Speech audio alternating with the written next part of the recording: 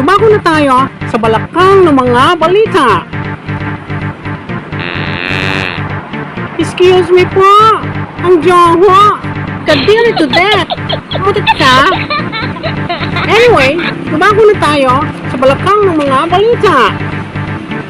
Isang aita na babae at lalaki ang hinuli ng pulis habang patuloy na naglakad habang tumutugtog ang pambansang awit.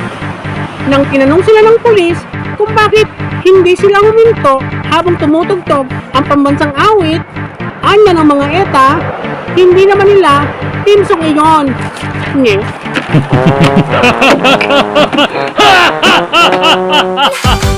Nathan Banaria, may kwento sa kalsada, may asaran, may tawanan, walang makakatulad sa kanya.